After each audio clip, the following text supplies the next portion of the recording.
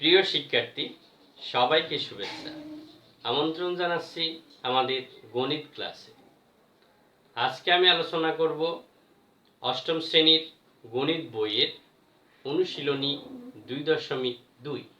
ধরো আমি ব্যাংকে 10,000 টাকা জমা রাখলাম। কত টাকা জমা রাখছি? 10,000 টাকা। 1 বছর পর ব্যাংকে গেলাম টাকাটা তোলার জন্য। ব্যাংক আমাকে দিল 10,700 টাকা। তাহলে একটু খেয়াল করি, প্রথমে আমি ব্যাংকে রাখছিলাম কত টাকা স্যার? 10,000 টাকা আমি রাখছিলাম। এবার ব্যাংক আমাকে 1 বছর পরে কত টাকা দিল? আমি যখন তুলতে গেলাম তখন আমাকে দিল কত? 10,700 টাকা। তাহলে কি হলো? আমি যে টাকাটা রাখছিলাম তার চেয়ে কত টাকা বেশি দিল? 700 টাকা। এটাই হলো মুনাফা। এটা কি? মুনাফা। তাহলে আমার মুনাফা কত? 700 টাকা। আমাদের আজকের ক্লাস এই মুনাফা সংক্রান্ত। আজকের ক্লাস কি সংক্রান্ত? মুনাফা সংক্রান্ত। মুনাফা সংক্রান্ত আলোচনা আমরা 2.1 পড়েছিলাম। সেটা ছিল সরল মুনাফা। আর এখন আমরা আলোচনা করব অনুশীলনী 2.2, যে অধ্যায়টাতে আলোচনা করা আছে চক্রবৃদ্ধি মুনাফা। তা আমরা একটু দুইটা মুনাফা অর্থাৎ সরল মুনাফা এবং চক্রবৃদ্ধি মুনাফার একটু তুলনামূলক চিত্রটা দেখে নিই। দেখো, আমরা সরল মুনাফাকে আমরা আয় দ্বারা প্রকাশ করব, আর চক্রবৃদ্ধি মুনাফা বের করব সি মাইনাস পি দিয়ে। এখানে সি হলো চক্রবৃদ্ধি মূলধন আর পি হলো আসল। আমরা আগে সরল মুনাফা যেটা আগে পড়েছিলাম সেটা সংক্রান্ত বিষয়গুলো লিখি। সরল মুনাফা হলো আয়, তাহলে আয় সমান হলো পি আর এন। তাহলে এখানে পি কি স্যার? পি হলো আসল বা মূলধন। যে টাকাটা তুমি জমা রাখবে সেটাকে বলা হয় মূলধন, অথবা যে টাকাটা তুমি বিনিয়োগ করবে সেটাকে বলা হয় মূলধন বা আসল। এটাকে পি দ্বারা প্রকাশ করব আমরা। মুনাফার হার এটাকে আর দ্বারা প্রকাশ করব, আর কত সময় ব্যাপী রাখছি সেটাকে বলা হয় এন। এন এর মান 1 বছর, 2 বছর, 3 বছর এভাবে উল্লেখ থাকতে পারে, অথবা মাসও কিন্তু উল্লেখ থাকতে পারে। 3 মাস, 4 মাস, 5 মাস এভাবে উল্লেখ থাকতে পারে। তাহলে সরল মুনাফাকে আমরা কি দ্বারা প্রকাশ করছি? আয় সমান পি আর এন। আর চক্রবৃদ্ধি মুনাফা হলো সি মাইনাস পি। তাহলে আমরা কি লিখব? সি এর মান যখন আমরা বের করব তখন তাকে লিখব কি? চক্রবৃদ্ধি মূলধন। চক্রবৃদ্ধি মূলধন সি সমান কত? পি ইন্টু 1 যোগ r whole to the power n. তাহলে আগে তোমাকে চক্রবৃদ্ধি মূলধনটা বের করতে হবে, তারপরে তুমি চক্রবৃদ্ধি মুনাফা সি মাইনাস পি, অর্থাৎ চক্রবৃদ্ধি মূলধন এইটা থেকে আসল টাকাটা বাদ দিলে কি পাওয়া যাবে? চক্রবৃদ্ধি মুনাফা পাওয়া যাবে। বুঝতে পারছো বিষয়টা? আমাদের গণিত বইয়ের অনুশীলনী 2.2 এর 7 নম্বর প্রশ্নটি এখন আমরা সমাধান করব। দেখো, বার্ষিক 10% মুনাফায় 8,000 টাকার 3 বছরের চক্রবৃদ্ধি মূলধন নির্ণয় করো। তাহলে আমাদের নির্ণয় করতে হবে কি? চক্রবৃদ্ধি মূলধন। এটাকে সি দ্বারা প্রকাশ করি আমরা। তাহলে আমাদের চক্রবৃদ্ধি মূলধন নির্ণয়ের সূত্রটা কি? চক্রবৃদ্ধি মূলধন নির্ণয়ের সূত্র, এটাকে যদি সি দ্বারা প্রকাশ করা হয় তাহলে সি সমান পি ইন্টু 1 যোগ আর হোল টু দি পাওয়ার কত? এন। তাহলে এই সূত্রের আলোকে আমরা কি বের করব? চক্রবৃদ্ধি মূলধন বের করব। তাহলে আমাদের আগে কি কি বিষয় দেওয়া আছে একটু দেখে নিই। বার্ষিক 10% মুনাফায়, তাহলে আমাদের মুনাফার হার দেওয়া আছে, অর্থাৎ আর এর মানটা দেওয়া আছে। এটাকে আমরা লিখতে পারি আর এর মান। কেমন? তার মানে এই আর আমার কাছে আছে। মুনাফায় 8,000 টাকা, এটা হচ্ছে আসল বা মূলধন, এটা হলো পি। তাহলে বার্ষিক 10% মুনাফায় 8,000 টাকার 3 বছরে, তাহলে সময় n এর মান আছে কত? 3 বছর। তাহলে আমাদের কি বের করতে হবে? চক্রবৃদ্ধি মূলধন। তাহলে আমরা তো পি পেয়ে গেলাম, আরও পেলাম, এনও জানলাম। তাহলে আমরা কি বের করতে পারবো? চক্রবৃদ্ধি মূলধন বের করতে পারবো। তাহলে আমরা শুরু করি। প্রথমে আমাদের যেগুলো দেওয়া আছে আমরা সেগুলো লিখব। তাহলে দেখো এখানে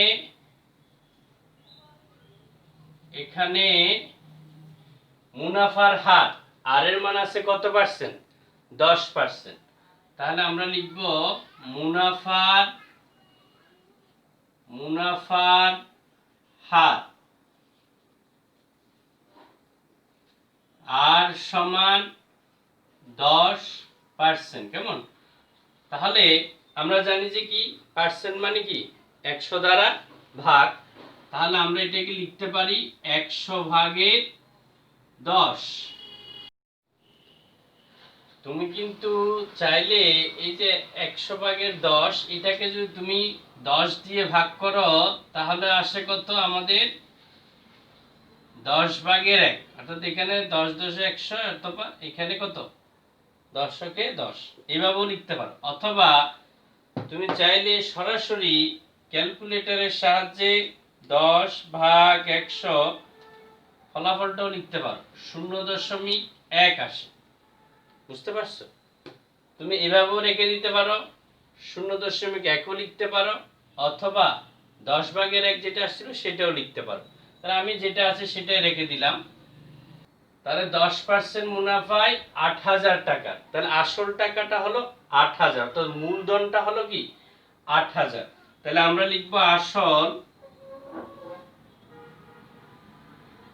আসল পি সমান 8,000 টাকা। এরপর আসি সময় 3 বছর। তাহলে সময় n সমান 3 বছর। তাহলে আমরা লিখব কি সময়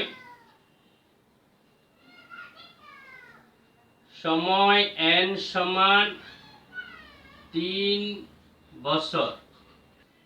আমাদের বের করতে হবে চক্রবৃদ্ধি মূলধন। তাহলে আমরা কি বের করব স্যার? চক্রবৃদ্ধি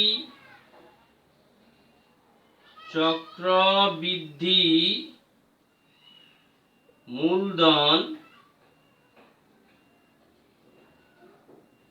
সি এর মান আমরা বের করব। তাহলে আমাদের এই বিষয়গুলো দেওয়া আছে। এখন আমরা চক্রবৃদ্ধি মূলধন এই সূত্রের সাহায্যে কি করব? মানটা বের করব। লিখব আমরা জানি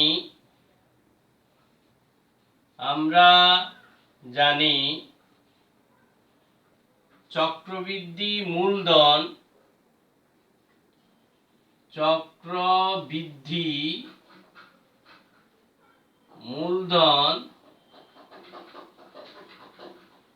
সি সমান, সূত্রটা কি স্যার?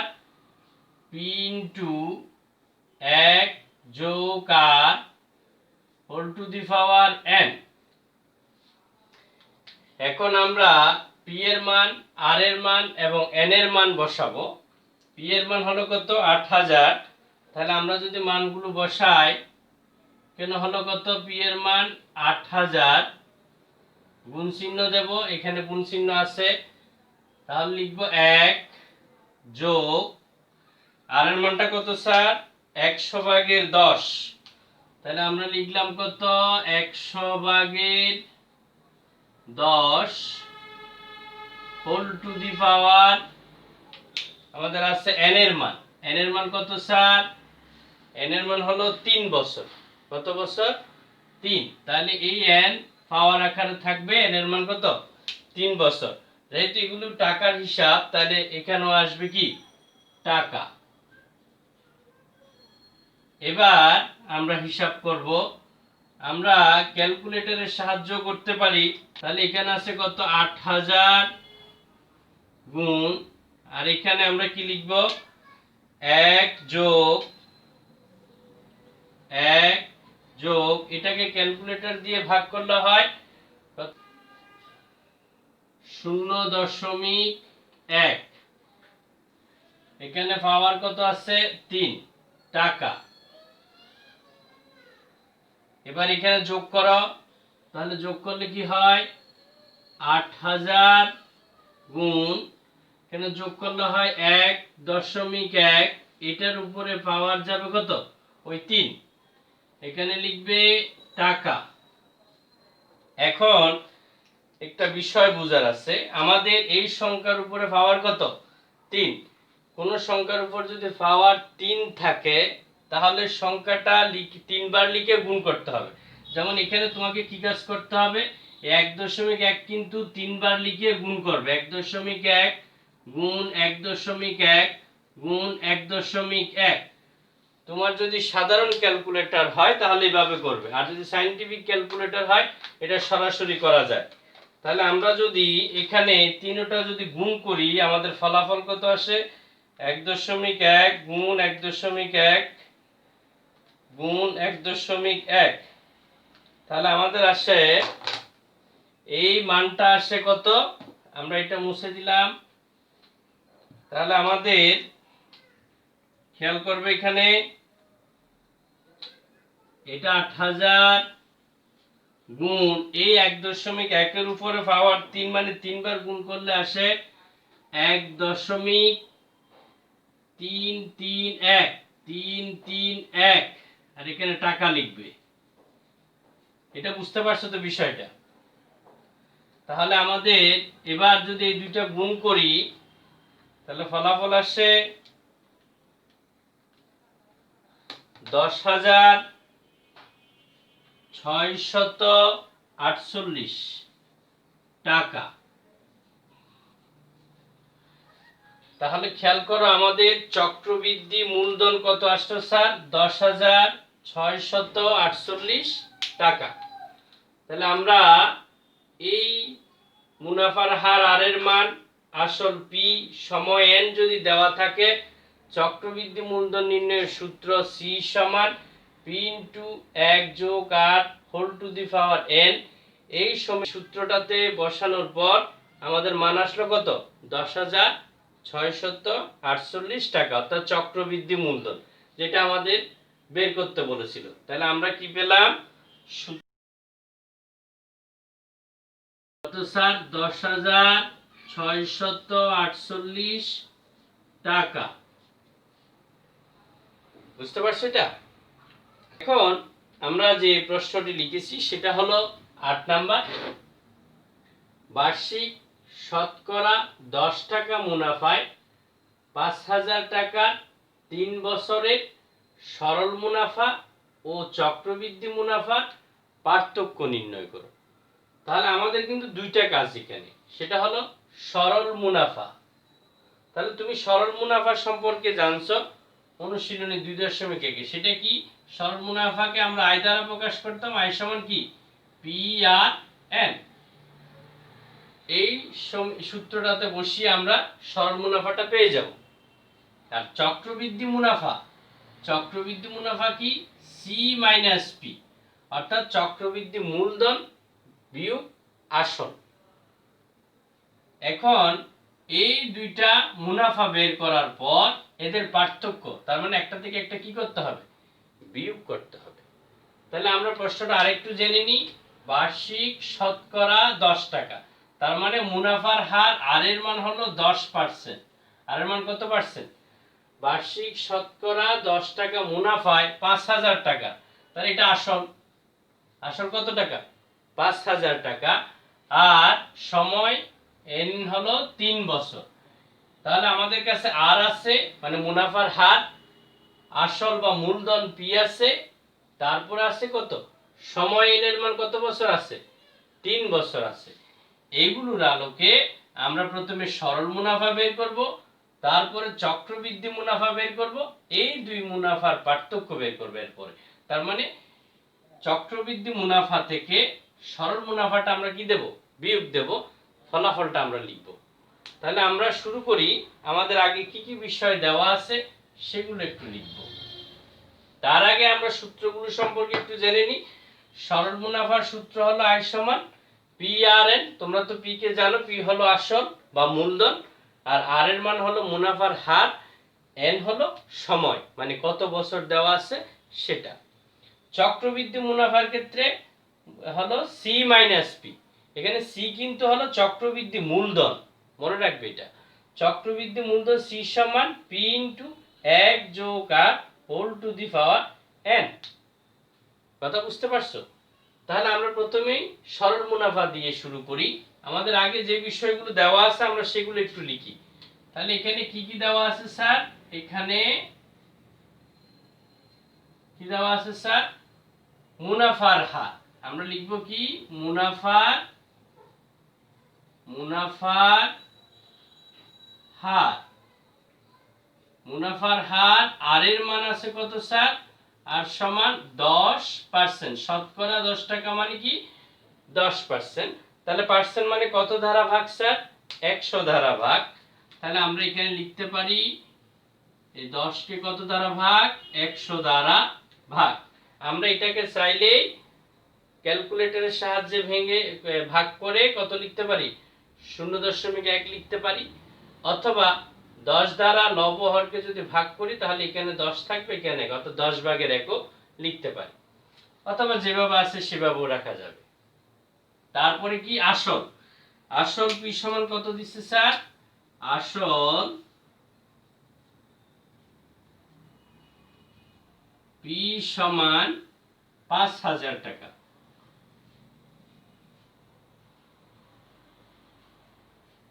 তাহলে আসল পি সমান কত? 5000 টাকা। এবার আসি সময়। এন এর মান কত বছর স্যার? সময় এন সমান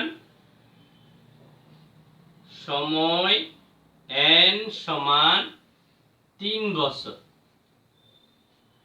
তাহলে আমাদের এখানে মুনাফার হার আর এর মান পেলাম, আসল পিও আছে, সময় এন আছে। তাহলে আমি সরল মুনাফার সূত্র কি? সরল মুনাফা আই সমান পি আর এন। এই সূত্রটা লিখে আমরা সমাধান করি। তাহলে আমরা জানি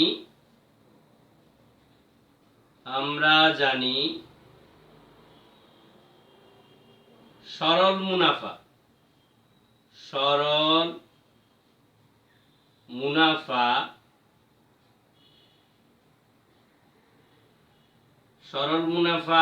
আই সমান পি আর এন।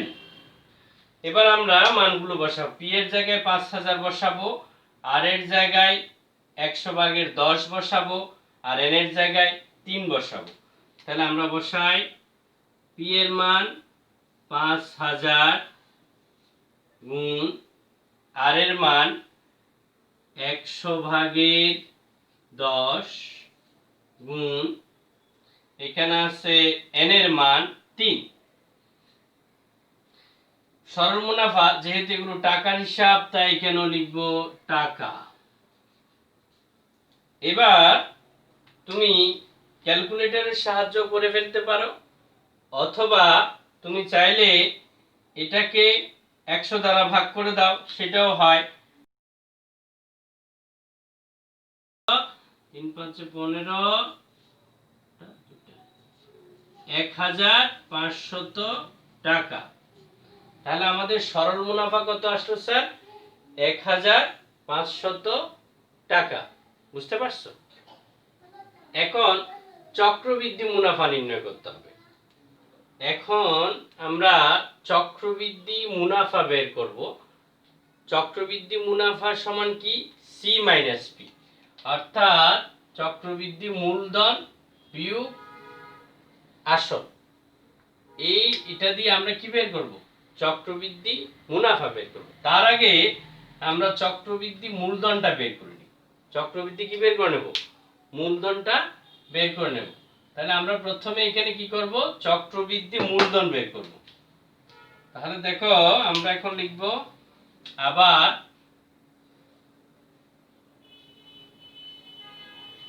চক্রবৃদ্ধি মূলধন।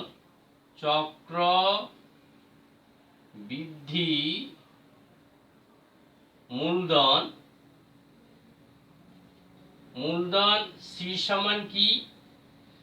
পি ইন্টু 1 যোগ r whole to the power n. এখন এখানে পি এর মান বসাবো, আর এর মান বসাবো, এন এর মান বসাবো। পি হলো 5000, তাহলে বসাই পি এর মান 5000, গুণ চিহ্ন দিবে এখানে 1 যোগ আর এর মান হলো 100/10, আর এর মান কত 100/10, আর এন এর মান কত 3 বছর, 3, এটা হবে টাকা।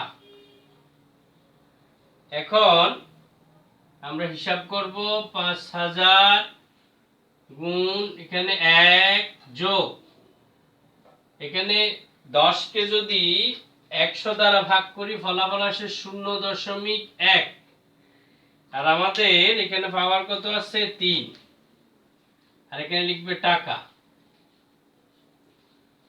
তারপর আসো 5000 গুণ এখানে হয় 1.1, পাওয়ার থাকলো 3 টাকা। এখন আমাদের এই জায়গাটা একটু হিসাব করে তোমাদের দেখায়, কোনো কিছু এখানে পাওয়ার আছে 3, তাহলে এই সংখ্যা তুমি মনে মনে রাফ করবে 3 বার, অর্থাৎ সংখ্যাটা 3 বার লিখবে। 3 বার লিখে ক্যালকুলেটরের সাহায্যে, সাধারণ ক্যালকুলেটরের সাহায্যে এটা গুণ করলে হয় 1.1 গুণ 1.1 গুণ 1.1, তাহলে আমাদের ফলাফলটা আসে 1.331। যদি তোমার সায়েন্টিফিক ক্যালকুলেটর হয় তাহলে সরাসরি বের করা যায়। তাহলে এই শুধু এই মানটা আসলো কত, এটার উপর 1.1 এর উপর পাওয়ার যখন 3 থাকে তখন ফলাফল কত 1.331। এখন আমরা সেটা লিখব। তাহলে আমাদের আগে 5000টা লিখে ফেলি, গুণ এর মানটা কত আসলো স্যার 1.331, এখানে লিখবে টাকা। এবার গুণ করো, কেন যদি গুণ করি আমরা ক্যালকুলেটরের সাহায্যে গুণ, এখানে কত 5000 এর সাথে গুণ করলে আসে আমাদের ফলাফল 6655 টাকা। এটা কিন্তু চক্রবৃদ্ধি মূলধন, আমাদেরকে বের করতে হবে চক্রবৃদ্ধি মুনাফা। তো এখন লিখব সুতরাং চক্রবৃদ্ধি মুনাফা সমান সি মাইনাস পি। সি এর মান তো তুমি পেয়ে গেছো কত 6655, তাহলে আমরা এখানে লিখব 6655 বিয়োগ পি এর মান কত 5000, তাহলে পি এর জায়গায় বসাবো 5000, ব্র্যাকেট দিয়ে কি লিখবে টাকা। তাহলে বিয়োগ করলে ফলাফল কত আসে স্যার, ফলাফল আসে 1655 টাকা। তাহলে আমরা দুইটা মুনাফা পেলাম, এটা হলো চক্রবৃদ্ধি মুনাফা 1655 টাকা, আর সরল মুনাফা পেয়েছিলাম কত 1500 টাকা। তাহলে আমরা দুইটা মুনাফা পেয়ে গেলাম। এখানে দেখো সরল মুনাফা পেয়েছি কত 1500 টাকা, আর চক্রবৃদ্ধি মুনাফা পেয়েছি কত 1655 টাকা। এখন আমাদের বলেছে যে সরল মুনাফা ও চক্রবৃদ্ধি মুনাফার পার্থক্য, তাহলে আমরা বিয়োগ করে দেব। যেহেতু এটা বড়, তাহলে 1655 থেকে কত বিয়োগ করব 1500 টাকা বিয়োগ করব। তাহলে আমাদের এবার পার্থক্যটা বের করি। সুতরাং সরল মুনাফা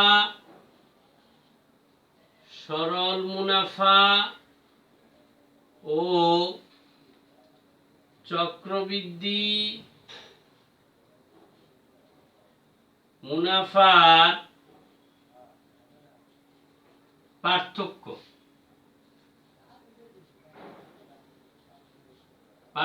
সমান 1655 হলো চক্রবৃদ্ধি মুনাফা বিয়োগ সরল মুনাফা কত 1500 টাকা। 500 টাকা।